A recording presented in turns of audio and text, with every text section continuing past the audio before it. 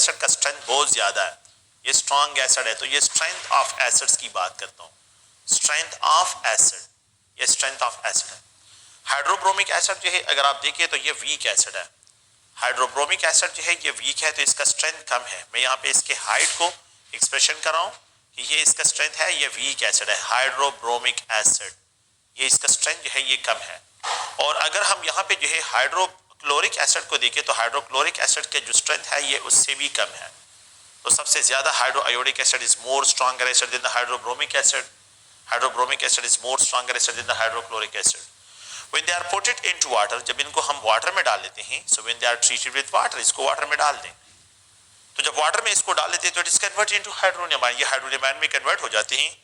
तो याद रखें कि जो आप लोगों ने हाइड्रोआयोडिक एसिड को वाटर में डाल दें, hydroiodic acid into water solution, ठीक है, hydrobromic acid into water solution, hydrobromic acid into water solution, water में जो है अगर इसको डाल लेते हैं, यहाँ पे जो हाइड्रोक्लोरिक एसिड जो है into water solution, hydrochloric acid into water solution है। तो जब हम इनमें जो है क्या करते हैं, इनको वाटर में डाल लेते हैं तो इनके स्ट्रेंथ इक्वल हो जाते हैं। अगर आप देखें तो ये स्ट्रेंथ की बात कर रहा हूं तो ये स्ट्रेंथ इनके इक्वल हो जाते हैं। So the water is responsible to levelize the effect, levelize the acidity of the, किस चीज की एसिडिटी को, एसिड्स की एसिडिटी को जो है लेवलाइज करते हैं, इक्वलाइज करता है। तो पहले जो है अगर आप लोग देखें तो यहाँ पे जो है इनके स्ट्रेंथ एक दूसरे डिफरेंट है।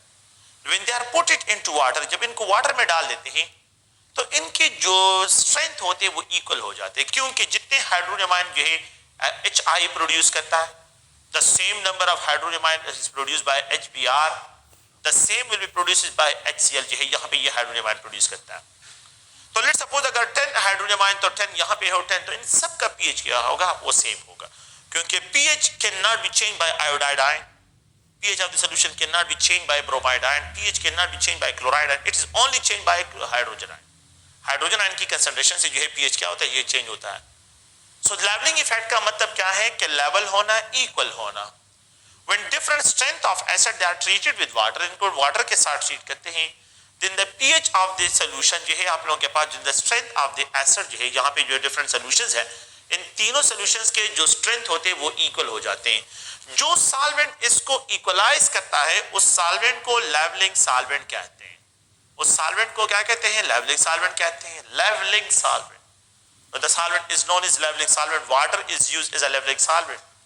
तो ये जो है अगर आप लोग देखें तो ये concept is applicable on strong acid, this concept is applicable जो है on strong acid, ये strong acid पे ये concept apply होता है। So the concept of the leveling effect is applicable on strong acids। आप लोग गौर से देखें, the leveling effect is not applicable, the leveling effect is not applicable, is not applicable, is not applicable on type of acid, on type of acid। तो weak acid पे जो है यहाँ पे इसको ये A है, ये B है, ये C है और ये D है।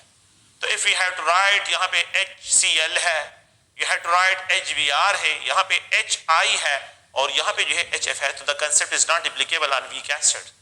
ये partially ionized होते हैं और हम चाहते हैं कि ये कंप्लीटली आयोनाइज हो। जब ये कंप्लीट आयोनाइज होंगे तो कंप्लीटली प्रोटोनेशन इसकी होगी।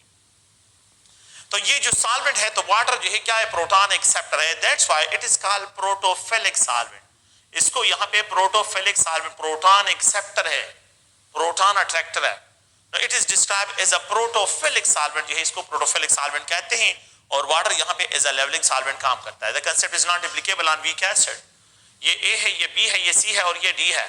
अगर मैं यहाँ पे एक्सप्रेशन करता हूँ HNO3, यहाँ पे एक्सप्रेशन करता हूँ पर क्लोरिक एसिड, यहाँ पे एक्सप्रेशन करते हैं H2SO4, यहाँ पे एक्सप्रेशन करता हूँ HNO2, the concept is not applicable on weak acids. Weak acid HNO2 weak acid है। The concept is not applicable on the weak acid और weak basis, the concept is applicable on strong acid and strong basis. तो strong acid और strong basis पे जो है ये concept apply होता है। तो अगर आप देखें तो यहाँ पे water act is a base, ये एज अ बेस काम कर रहा है और ये एसिड्स हैं, यहाँ पे जो है ये एज अ बेस काम कर रहा है, ये एज अ एसिड्स काम कर रहा है। सो ये लेवलिंग इफेक्ट का मतलब ये है कि इक्वल होना। यहाँ पे हम ये जो है यहाँ पे एक्सप्लेन करते हैं कि लेवलिंग इफेक्ट का मतलब क्या है कि इक्वल होना, the strength. So when different strength of acid they are treated with water, when different strength of acid are treated with water, so then the strength of different acid जो है इनको जो है वाटर क्या करता है, लेवलाइज करता है, इक्वलाइज करता है। This effect is known as levelling effect, इसको जो है लेवलिंग इफेक्ट कहते हैं।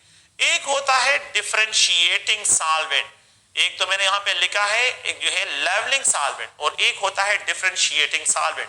Now what is mean by differentiating solvent? Now it is mostly जो है प्रोटोजेनिक सॉल्वेंट होता है, प्रोटोजेनिक सॉल्वेंट।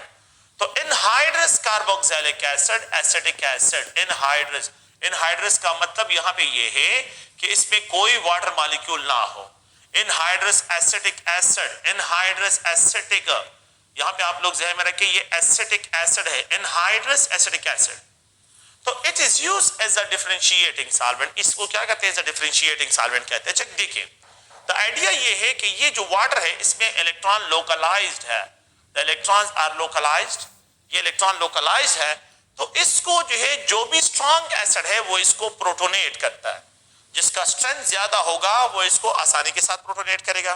लेट सपोज अगर मैं इसमें जो है क्या कर लेता हूं, if it is treated with HCl, तो ये इसके साथ रिएक्ट कर लेता है and it is converted into hydronium ion, ये हाइड्रोनियम आयन में कन्वर्ट हो जाता है with the release of chloride ion.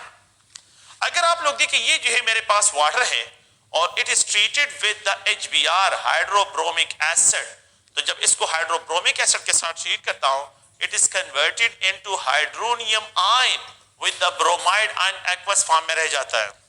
अगर आप यहां पे देखिए तो यहां पे जो है ये वाटर है और इस वाटर को हाइड्रो आयोडिक एसिड के साथ ट्रीट करते हैं, तो हाइड्रो आयोडिक एसिड इसको प्रोटोनेट कर लेता है और यहां पे जो है it is converted into hydronium ion, ये हाइड्रोनियम आयन में विद द आयोडाइड आयन जो है ये कन्वर्ट होता है। आप लोग गौर से देखिए, क्योंकि यहां पे इलेक्ट्रॉन लोकलाइज है तो जो भी स्ट्रॉन्ग एसिड है वो आसानी के साथ जो है इसको प्रोटोनेट कर लेता है, लेकिन इलेक्ट्रॉन यहां पे लोकलाइज है। इसलिए this solvent is used as a levelling solvent, water is used as a levelling solvent, ये जो है इज अ लेवलिंग सॉल्वेंट यहां पे काम कर रहा है। लेकिन अगर मैं एसिटिक एसिड को देखूं तो एसिटिक एसिड में ये जो इलेक्ट्रॉन्स हैं, these electrons are not localized electron, these electrons are delocalized with the carbonyl carbon, ये इलेक्ट्रॉन जो है डिलोकलाइज्ड है। तो यहां पे इलेक्ट्रॉन की डिलोकलाइजेशन की वजह से, यहां पे अगर आप लोग देखें डिलोकलाइजेशन की वजह से इस ऑक्सीजन की जो बेसिसिटी होगी वो बहुत कम होगी, इन ऑक्सीजन की जो बेसिसिटी होगी बहुत लो होगी। तो अब हम क्या करते हैं कि जो यहां पे लेट्स सपोज ये एसिटिक एसिड है, एसिटिक एसिड यहां पे इसके साथ इलेक्ट्रॉन्स है और मैं यहां पे जो है इसके साथ यही यहां पे it act is a base, यहां से इज अ बेस काम करते हैं, इस लोन पेयर ऑफ इलेक्ट्रॉन की वजह से ये इज अ बेस। अगर मैं इसमें हाइड्रो आयोडिक एसिड डाल देता हूं तो ये स्ट्रॉन्ग एसिड है, जब ये स्ट्रॉन्ग एसिड है